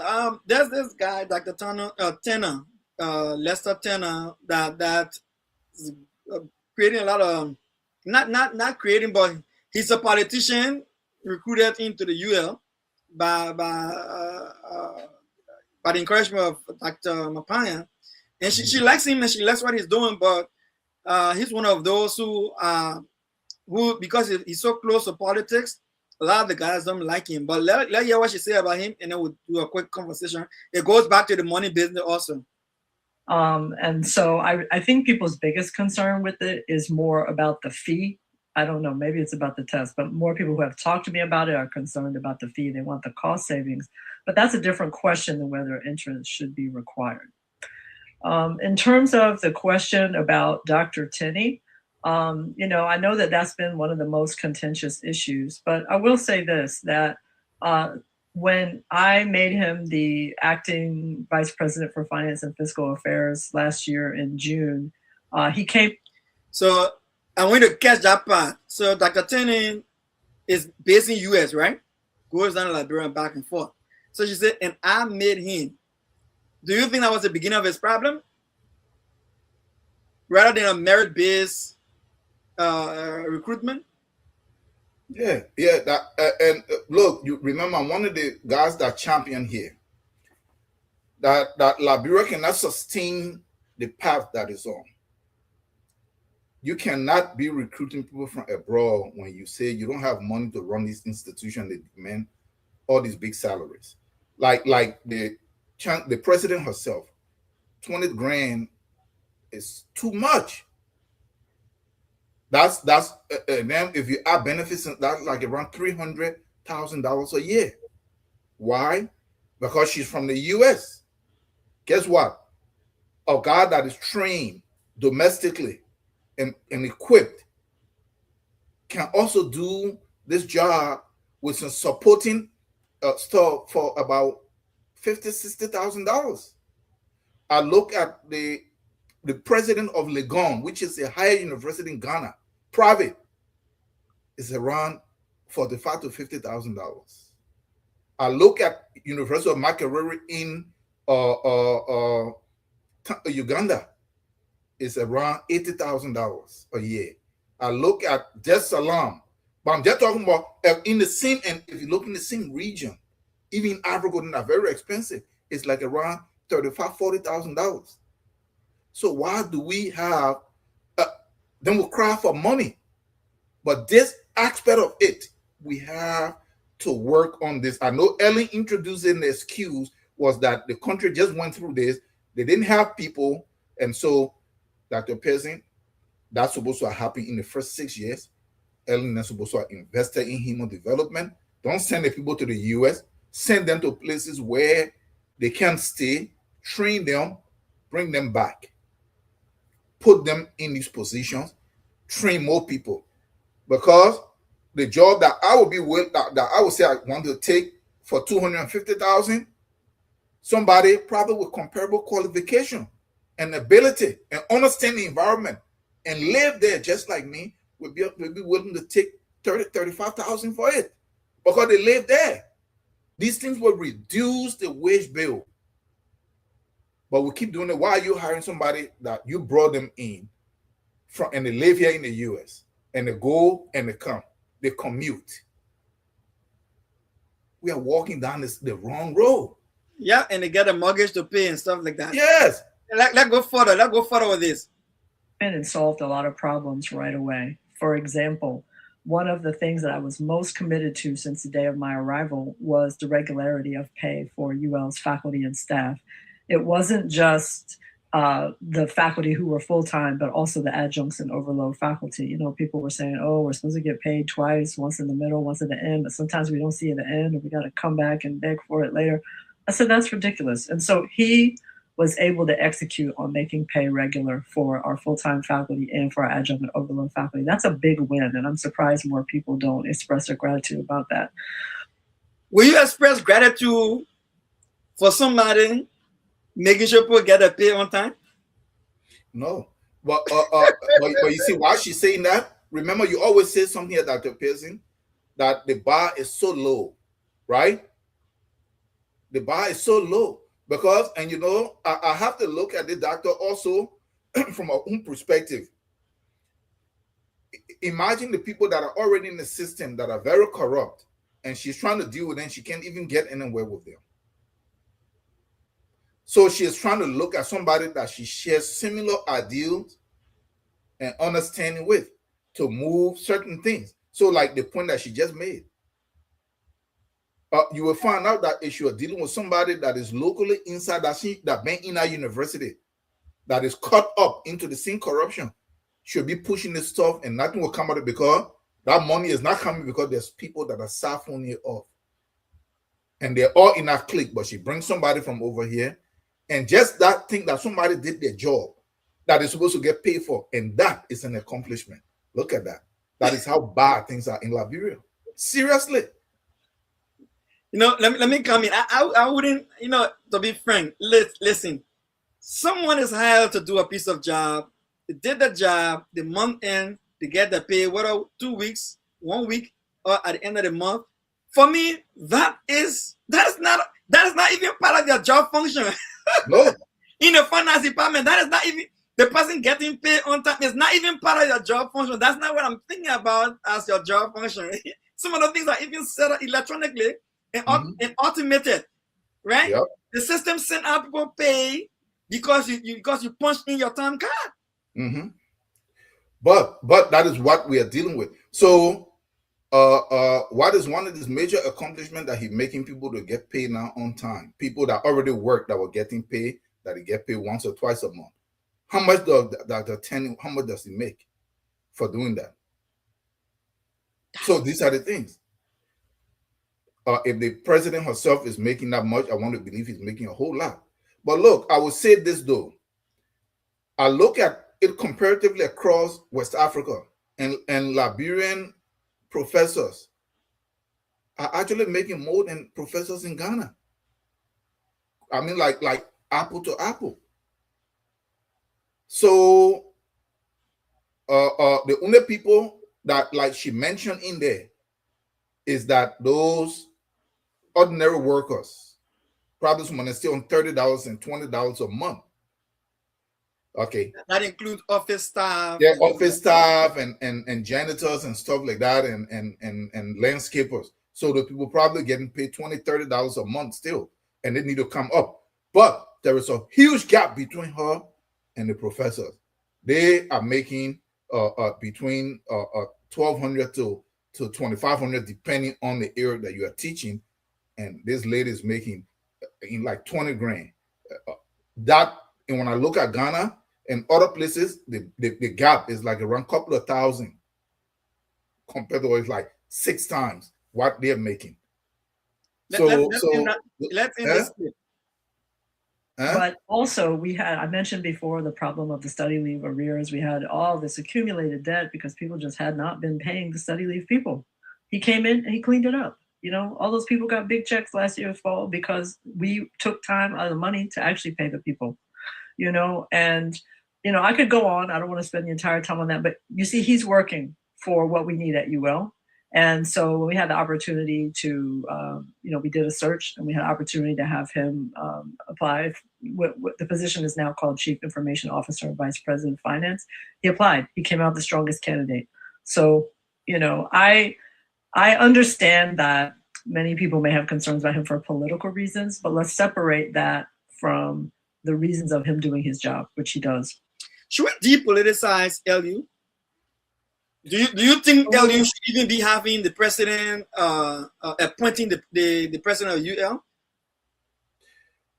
Yeah, I don't. It is very difficult for you to depoliticize. When you mean depoliticize, like the president cannot be on a campaign trail with the president with a political party. Yes, but like you say, as long as there is appointment, it will all be political. So should we get rid of it? Should we maybe the university have a board of trustees that do the recruitment for president, and we shouldn't interrupt the president of UL because another someone won election the next year, so the other president move and then another president comes in. Yeah, another person comes there, they want to remove that person so that they can put their own people there, because remember, you're looking for a job for your party members. So that's been very disruptive. But look at when we're talking about Liberia, my brother, look, it's a very difficult place to talk about. If you leave this thing up to the board members, most of the time, they themselves, they are caught up into all kinds of corruption. That is the problem with Liberia. Nobody really wants to do what's supposed to be done to really help the country. But don't forget now, for those who have had the experience outside here, even the board get changed periodically by the vote of the community, correct? You mean in Liberia? No, in the US here. In the US here. We vote for our board members. Oh, yeah. We vote for the board members and stuff like that. Yes, that something like that can be put in place. But you know, even the idea of voting is still political, because you find the president or the party in power moving state resources behind the people that they support, and the next thing you know, if it is UP that is in power, all UP people then make up the board because they have funding that they are giving them. Or how is the UL board put together? Is it like through selection, through appointment? How is it put together? Because I don't know. I think it's through appointment from the president's office. Just like Timo, he appoints the president of the UL. Yeah, that's too much power to be given to this president to be doing all this appointment.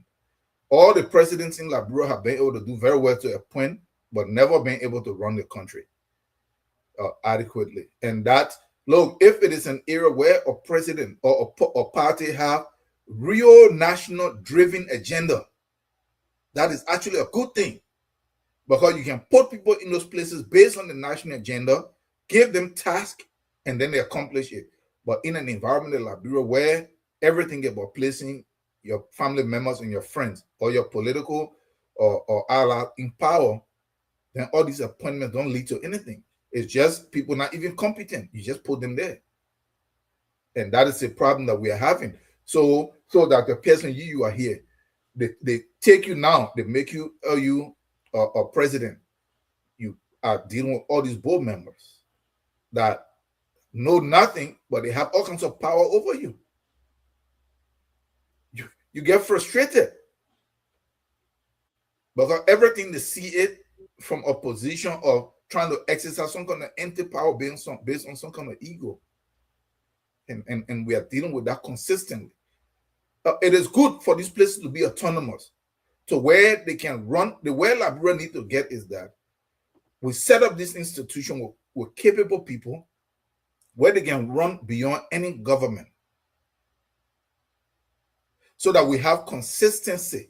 Yeah, that's what I'm thinking, because I'm thinking, because if you have a board that is depoliticized, a university leadership that is depoliticized, then it's not about pleasing the president. It becomes about getting the job done based on the indicators that you have, your deliverables that you are accounted for to deliver on, right?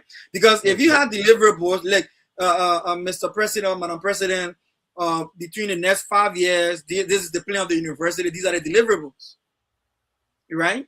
And then the president enjoys the confidence of the university trustees based on the deliverables, the outcome of the deliverables. But if we have a situation where this person come and eat NASCO money and nobody did anything to him because he was the friend of the president who put him there, right? And the friend of the president, the president also put the finance minister that was supposed to check on him to make sure that he executing the budget properly. But the finance minister cannot talk because the finance minister is working at the will and pleasure of the president. True. And you are both, the U.S. president is working at the will and pleasure of the president. So you squeeze the other person is squeezed. That's true. But I want to ask a question because I don't know. Why is it that the same people that are in government already are serving on 3-4 different boards? Is that not against some kind of law in Liberia? All right, so let me give you what I understood when I was there working myself. So there are some boards that are sector related. So let me give you an example. So say they were setting up a board for maybe an LPRC or something. There are certain other ministries and agencies that has some ties to what that area is doing. So whatever board over that place gets a pull from these various ministries or agencies that has an impact on their work. You understand what I'm saying? They got board like that. All right. I don't think the trustee board of the university is like that though. I think the trustee board of the university is more of a professional technocrats, and that get appointed up, big shots, so to speak. Especially retired professors, retired government officials, and stuff like that. Well, before I take leave, before we take leave of our audience today, you are listening to Focus on Liberia. Before we go, let us listen to this, and then I want to hear whether if you were her, you'll be saying the same thing, right? Listen to her. Is an alumnus of UL. I had a Fulbright here before. I had done my USAID project here. I had engagements with faculty here, so I knew the institution relatively. And so I knew what I was getting into, and I welcomed the opportunity to work here, and I still do. There's no challenge too great in my mind. And so that's part she's doing toilets when she's supposed to be doing policy, all right, and improving the learning environment of the kids to advance out there, improving curriculum and other things, bringing in new innovative approach to learning and stuff like that. She's doing toilets, but you say she's able to take on this thing. She in it for the long haul. I mean, she said her husband is a luminous. She been there. She did some of her projects, studies projects and things at the UL. U.S. students and faculty help her with some research before, and she married a Liberian as well. So she been back and forth. She understands what she's dealing with. She accepted the challenge, and she's gonna stay in there and fight it to the end. What you say? Yeah. So look at what happened here. When it comes to her doing the toilet and the solar panel and all the stuff, I really can't blame her. Because there is no way that she will be able to run the university if the facilities don't work to accommodate the students for them to be able to sit in class. So I laid this one squarely on the failure of the government, because like she said, if you go to the root cause of why there is no power, it's the same root cause why there is no power, why there's no power in the country, is something that no sanitation water in the country. So she's doing her best on that front. But me and you will agree that that is not even where she's supposed to be.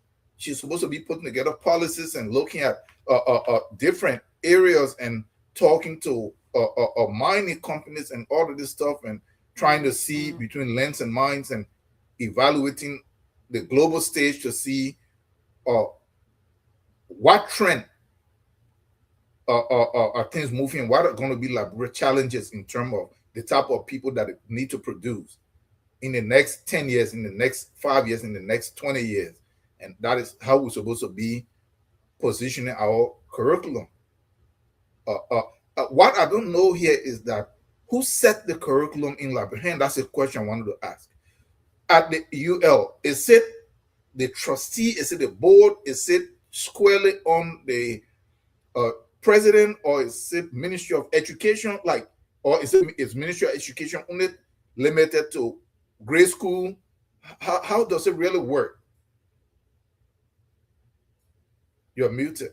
Yeah, so across Liberia, whether it is UL or any other private university, we've depended heavily on consultancy, right?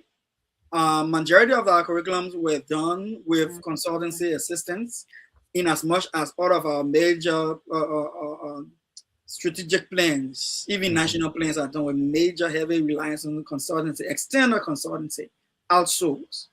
However, in the University of Liberia, from my experience being there, they rely also on the support of the faculty senate.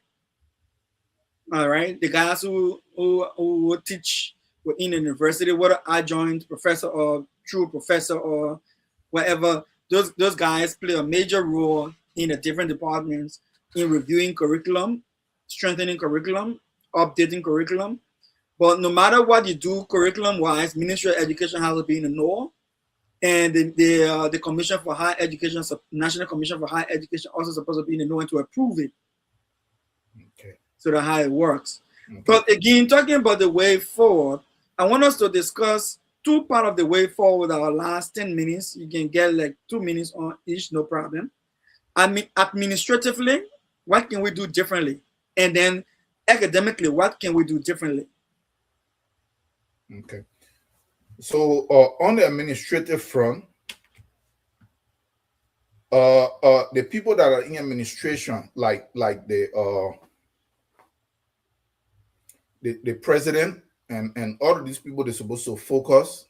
They're supposed to actually try to focus on how to run this institution in a way into the 21st century. They should not get distracted. They should not be put in the position where they are running around trying to be maintenance people, trying to be construction worker, trying to figure out that this place don't have roof, and that shouldn't even be something that they should be tied down into. And I don't know whether she spoke to the president or she spoke to the people that really supposed to be be responsible for this, but that is not where they need to be. So administratively, they need to focus strictly on trying to run the institution to meet the challenges in terms of for the 21st century. Digitizing a lot of things. Like we said here earlier, trying to look and see that why are people doing triple and quadruple entrances, especially within the same university. Let's just say the excuse is that they came from high school and we don't know where they got their degree, which should not really be their fault, as you said, especially the person at WIAC. But why am I going from undergraduate to master's in the same then I have to still take entrance? So they need to kind of try to simplify a lot of the stuff administratively to remove a lot of hurdles that are not necessary at all. That's what Thank you, Tal. Thank you. So that's what I would say.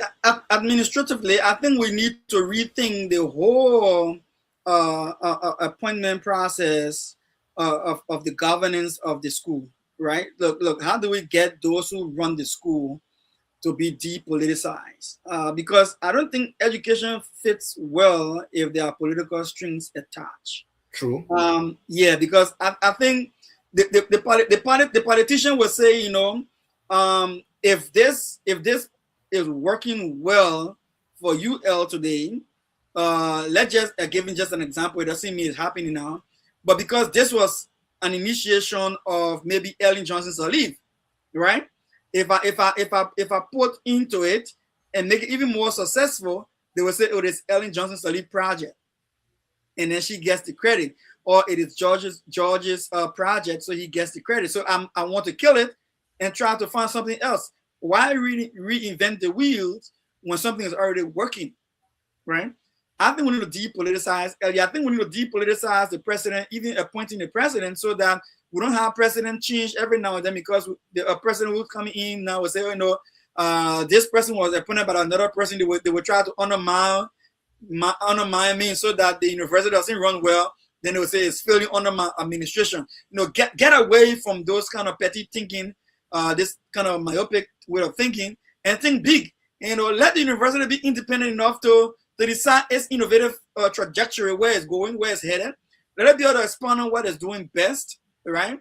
Let it be innovative enough to be research-based. And I would say this, going to the academic side, look, there's no way the guy's going to be in the classroom teaching if he doesn't get his pay, his pension, everything properly paid, his benefits and things, insurance and other kind of things.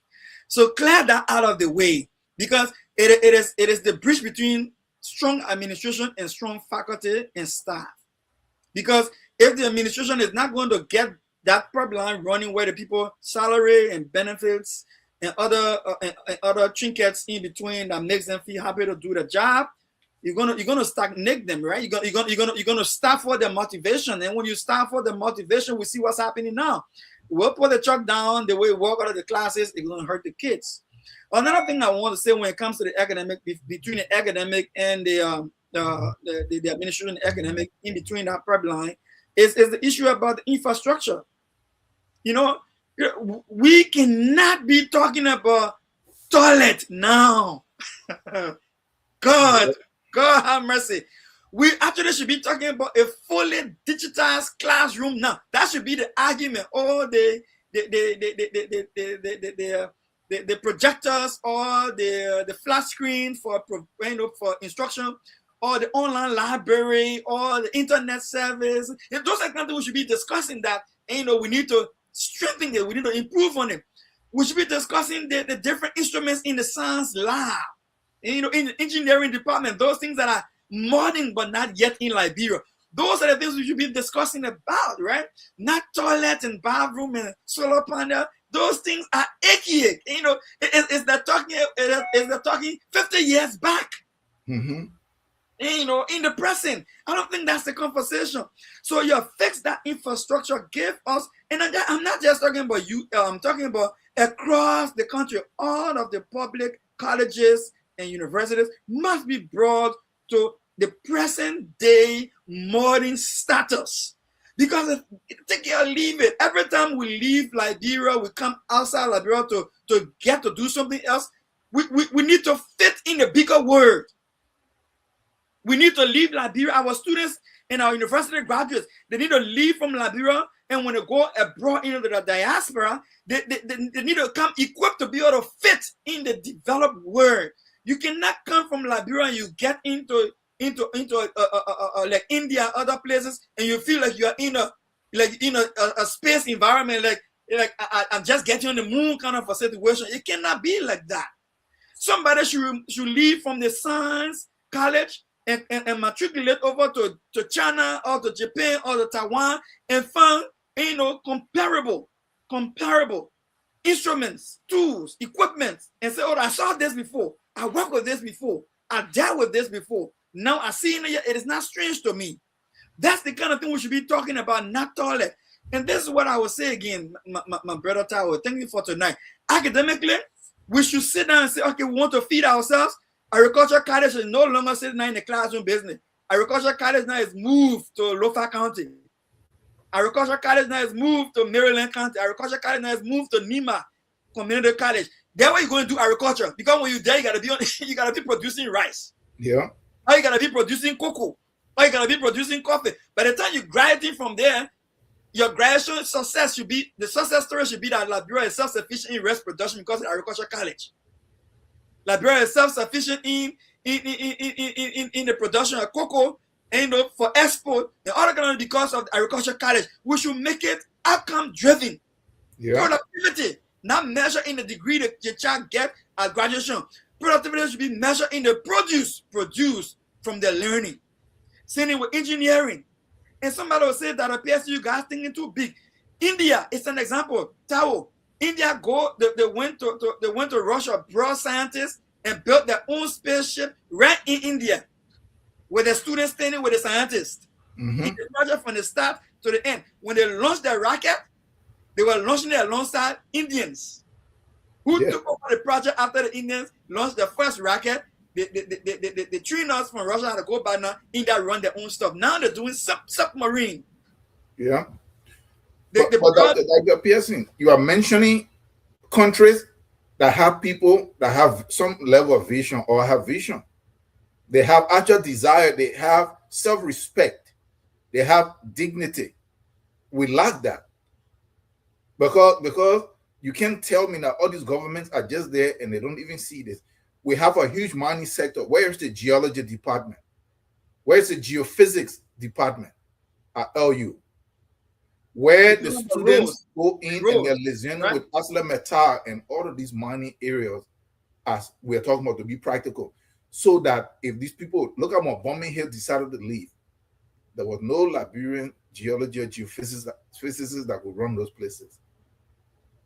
When Lamco left, when all of this, right now we're supposed to be training those people so that we can start going to mineral sharing. But if we decide to go to it now, we have to go and bring Ghanaians and Nigerians and Kenyans to come to be the one to run our side.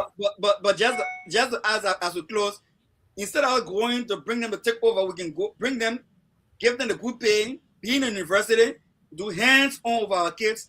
By the time they finish with the kids are well groomed to take over. But that's how I want to. I gave you your sister. Yeah, but look, you just made this point, and I already researched that. You know that in STEM, like the geology and the engineering, all this stuff in Ghana, in Dar es Salaam, we can actually beat their universities with what we are paying our professors. So we can set up actual science colleges, bring those guys in, as you are saying, and then pay them alongside our own professors too, so that they can mentor them while teaching the kids. And have certain contract, whether it's 5 years or 10 years, and then we'll wean them off. And then our professors take over. So the training can actually happen right there in Liberia. All right. And the training live right there in Liberia. That was all we have for you today, discussing the University of Liberia in its crisis, stand up between the administration and the faculty and students and the staff and all of that. And our university is still closed. I'm a product of the university. And my heart is there. I think I'm a university ring. I put it on from time to time and bluff for it. But again, look, Liberia, we are not there yet, but I think there's potential for us to get there. And let us get it right. This Liberia is all we have. We can be, deported from other places, but we can never be deported from Liberia. God bless you. Have a very good night. We end with a song that says we are all Liberians. Thank you, Mr. Tao. A wonderful show tonight. Yeah, thank you. We are Liberia. Liberia is our home. Liberia people. Univesity, all we want. Liberia, oh. Univesity, all we want. Liberia, be Liberia. Oh, Liberia, oh, yeah.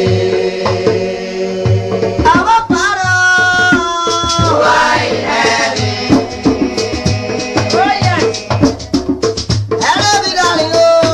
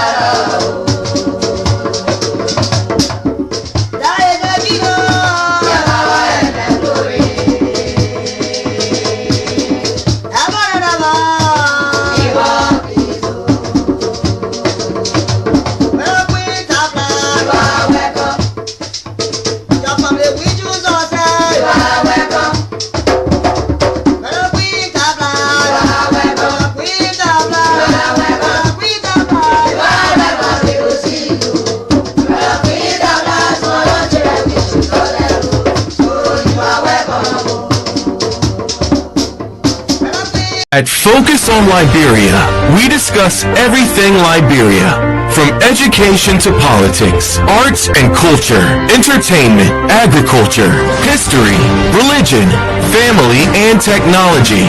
Focus on Liberia uncovers and showcases the best of Liberia and shows the world the truth about Liberia.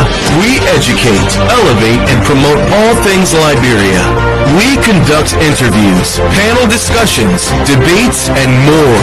Tune in to Focus on Liberia on Facebook and YouTube and be a part of the stories that make up the news.